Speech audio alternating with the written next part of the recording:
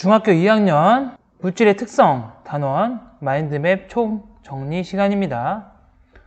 자, 먼저 이 단원에서는 물질을 배웠습니다. 자, 물질은 한 종류의 물질로만 이루어진 수물질과 두 종류 이상의 물질이 섞여 있는 혼합물이 있었습니다. 먼저 수물질을 살펴보면 수물질은 화합물과 호돈소 물질이 있었습니다. 자, 호돈소 물질은 한 가지 원소로만 이루어진 물질, 화합물은 두 가지 이상의 원소가 결합되어 있는 물질이었어요. 호돈소 물질에 대표적으로 헬륨이 있죠. 구리, 알루미늄. 다 한 가지 원소로 되어 있습니다. 화합물은 두 가지 이상의 원소가 모여 있는 거. 자, 물은 H2O니까 수소랑 산소. 암모니아는 NH3. 자, 에탄올은 탄소, 수소, 산소로 이루어져 있습니다. 자, 이런 걸 화합물이라고 부릅니다. 자, 그리고 이제 용해도라는 걸 배웠는데, 자, 특정한 온도에서 용매 100g에 녹을 수 있는 용질의 양을 의미합니다. 자, 기체랑 고체 용해도로 나눠지게 되고, 자, 고체는 온도가 높을수록, 압력이 높을수록 커집니다. 그래서 온도가 높을수록 이게 중요하고, 자, 기체는 온도가 낮을수록 커진다고 했어요. 이게 중요합니다. 달라요. 특히 고체 같은 경우에는 온도가 낮을수록 더 많이 녹는 경우도 있는데 대체적으로는 높을수록 녹습니다. 자, 그 다음에 또 배웠던 게 어는 점과 끓는 점, 녹는 점이었죠. 자, 순물질 같은 경우에는 이 어는 점, 끓는 점, 녹는 점이 일정하기 때문에 물질을 구분할 수 있는 특징이라고 했습니다. 자, 이제 혼합물로 가보겠습니다. 자, 혼합물은 두 종류 이상의 순물질이 섞여 있는 물질입니다. 자, 여기에는 균일 혼합물과 불균일 혼합물이 있어요. 균일 혼합물은 깔끔하게 잘 섞여 있는 혼합물, 불균일 혼합물은 지저분하게 막 섞여 있는 혼합물입니다. 미숫가루랑 소금물 생각하면 되겠죠. 완전히 다르니까.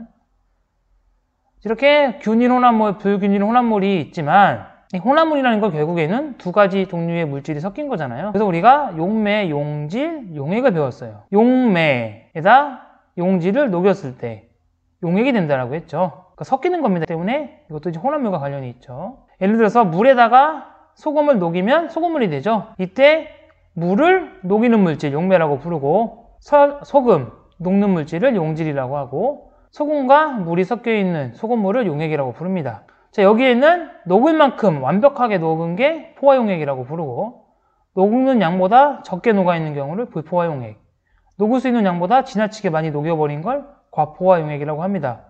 포화, 불포화, 과포화용액 이렇게 있었어요. 혼합물에 분리하는 방법, 물질의 특성에 따라서 분리하는 방법을 배웠습니다. 먼저 밀도 차이에 의한 분리 방법을 배웠죠. 그래서 밀도란 건 단위 부피당 질량이라고 했어요. 그래서 킬로그램 퍼 세제곱미터.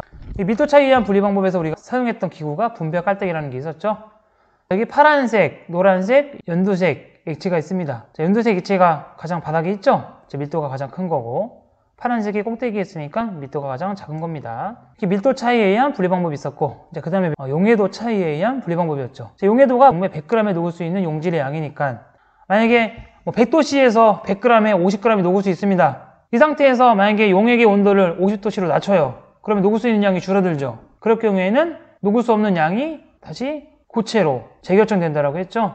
이렇게 재결정이 되면서 고체로 나오는 현상, 이걸 석출이라고 했어요. 100도씨에 100g이 녹을 수 있는데 이거를 50도씨로 낮추니까 50g밖에 못 녹는다. 그럼 100g 중에 50g은 다시 고체 물질로 나와야 된다는 겁니다. 이게 재결정 방법이었고, 또 그 다음에 했던 게 끓는 점 차이를 이용한 분리 방법이었죠. 이거를 증류라고 해요.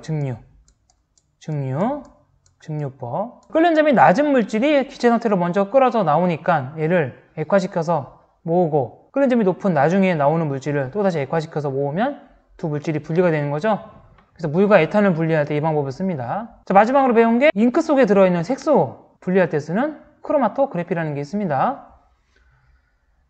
자, 용매에 확산되는 정도가 다르기 때문에 분리되는 방법이죠. 그래서 잉크 속에 들어있는 색소가 용매에 의해 확산되는 정도가 다름을 이용해서 분리하는 방법이었습니다. 자, 이렇게 크로마토그래피, 증류, 용해도 차이, 재결정, 밀도 차이에 의한 혼합물의 분리 방법을 우리가 마지막으로 배웠죠. 자, 그러면 물질의 특성 단원 마인드맵 정리를 마무리하도록 하겠습니다. 감사합니다.